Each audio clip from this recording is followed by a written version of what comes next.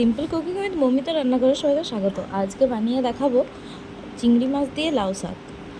তো কীভাবে বানানো যায় দেখে নিন ঝটপট। আর এই রান্নাটা আশা করছি ইউটিউবে কেউ কখনোই পোস্ট করেনি। আমি এটা আমার নিজস্বতা দিয়েই বানিয়েছি এই রেসিপিটা। এটা আমার নিজস্ব রেসিপি বলতে পারেন। প্রথমে লাউ শাক কিনে নিয়ে এসেছিলাম ডাঁটাসহ। সেই লাউ শাকগুলোকে ভালো করে কেটে নেব। আপনারা একটাও কিন্তু ভিডিও দেখাতে পারবো না চিংড়ি মাছ দিয়ে লাউ শাক কেউ বানিয়েছে। তো প্রথমে লাউ শাকটাকে ভালো করে কেটে নিলাম, নিয়ে তার সাথে দিয়েছি ভেন্ডি আর আলু। বাড়িতে যা সবজি থাকবে তাই দিয়েই বানাতে পারেন। সাথে নিয়েছি চিংড়ি মাছ। প্রথমে চিংড়ি মাছগুলোকে ভেজে নেব কড়াইয়ে।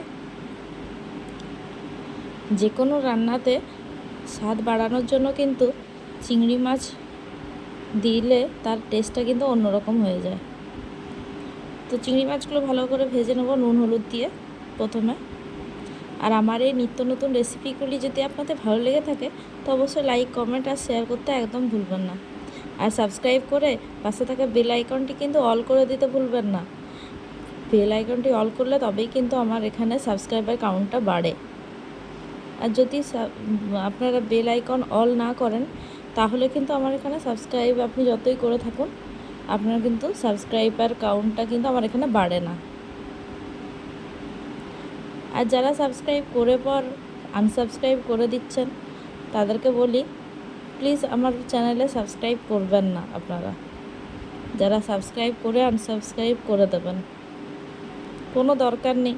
আপনার আমার ভিডিও দেখতেই হবে তার কোনো মানে নেই, কারণ ইউটিউবে প্রচুর ভিডিও, প্রচুর চ্যানেল রান্নার আছে, প্রচুর আপনারা নতুন রান্না দেখতে পাবেন। আর যাদের আমার চ্যানেল ভালো লাগে, আমাকে ভালো লাগে, তারাই একমাত্র সাবস্ক্রাইব করবেন। ব্যাস, আমার চিংড়ি মাছ ভাজা হয়ে গেল গল্প করতে করতে। এরপর এর মধ্যে দিয়ে দেবো আগে থেকে কেটে রাখা একটা গোটা বড় সাইজের পেঁয়াজ। পেঁয়াজটাকেও আমি ভালোভাবে ভেজে নেব।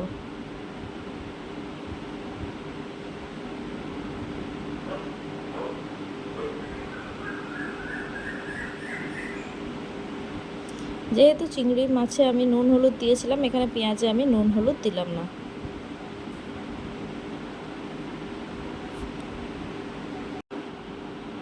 পেঁয়াজটা ভালোভাবে ভাজা হয়ে গেলে এরপর এর মধ্যে আগে থেকে কেটে রাখা সবজিগুলো দিয়ে দেবো।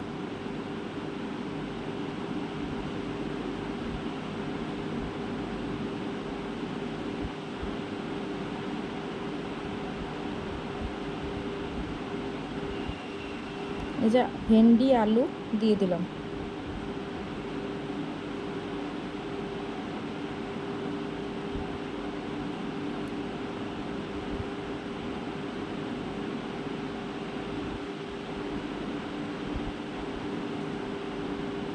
এরপর আগে থেকে বেটে রাখা আদা কাঁচা লঙ্কা বাটাটা দিয়ে দিলাম।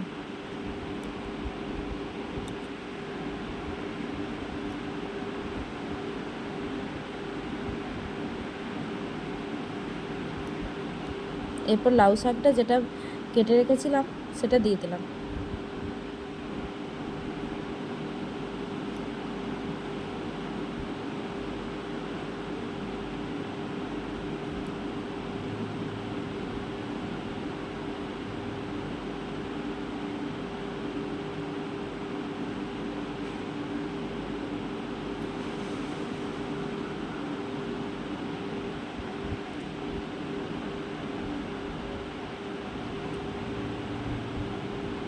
নুন দিয়ে দিলাম আরও একটু পরিমাণ মতো। এতক্ষণ কিন্তু আমি ভাজাতে কোনো প্রকার নুন হলুদ দিইনি, শুধু চিংড়ি মাছ ছাড়া।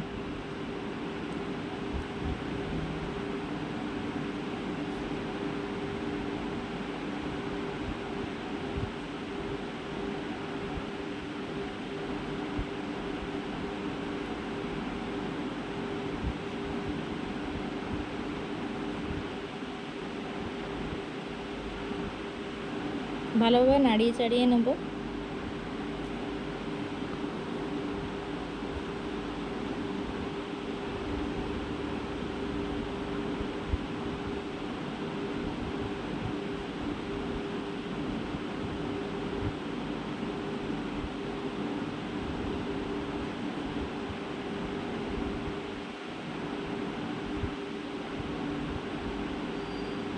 এবার ঢাকা চাপা দিয়ে সিদ্ধ হতে দেবো প্রায় 10 থেকে 15 মিনিট।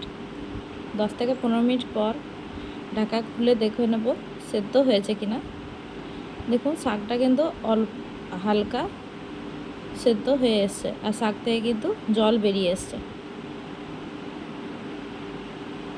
কিন্তু এখনও আলু ভেন্ডি এগুলো ভালোভাবে সেদ্ধ হয়নি, ডাঁটাও সেদ্ধ হয়নি। তাই আর একবার ঢাকা চাপা দিয়ে রেখে দেবো কিছুক্ষণের জন্য, নাড়িয়ে চাড়িয়ে।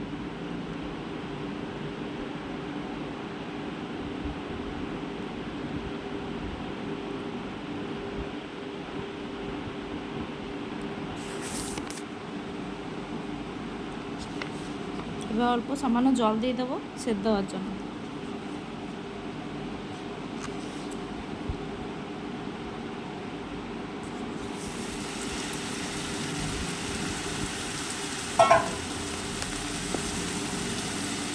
এরপর চিংড়ি মাছ আর সর্ষে বাটা দিয়ে দেবো।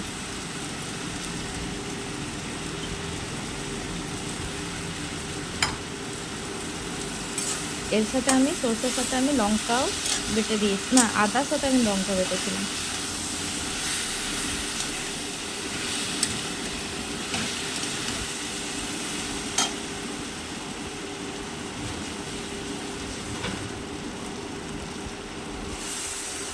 আরও একটু জল দিয়ে দিলাম, কারণ সর্ষে দেওয়ার সাথে সাথে কিন্তু সর্ষের জলটা টেনে নেয়, মানে তরকারির জলটা।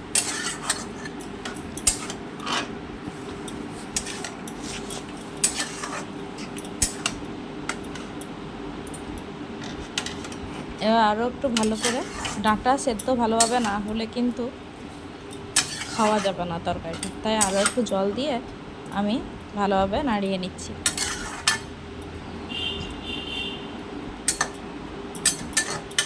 ব্যাস এইভাবে তৈরি হয়ে গেল আমাদের। অল্প একটু চিনি দিয়ে দিলাম, শাকে একটু চিনি দিলে ভালো লাগে। ব্যাস তৈরি হয়ে গেল আমাদের চিংড়ি দিয়ে লাউ শাক। তো কেমন লাগলো রেসিপিটি? নতুন রেসিপি, আমার চ্যানেলেও নতুন এবং ইউটিউবে প্রথমবার এই রেসিপিটি ছাড়ছি আমি। একটু অল্প গন্ধরাজ লেবু দিয়ে দিচ্ছি। তো কেমন লাগলো রেসিপিটি অবশ্যই কমেন্টে জানাবেন, আর অবশ্যই বাড়িতে বানিয়ে দেখবেন। এটা খেতে কিন্তু দারুণ হয়, আর বাড়িতে বানিয়ে কিন্তু অবশ্যই দেখবেন। আর ভালো লাগলে অবশ্যই সাবস্ক্রাইব করে দিয়ে কিন্তু যাবেন। আর আপনারা তো খুব ভালো, আমি বারবার সাবস্ক্রাইব করার কথা বললেও আপনারা সাবস্ক্রাইব করেন না। ঠিক আছে, যাই হোক, thank you, thanks for watching. Jokes মারলাম, কেউ কিছু মনে করবেন না।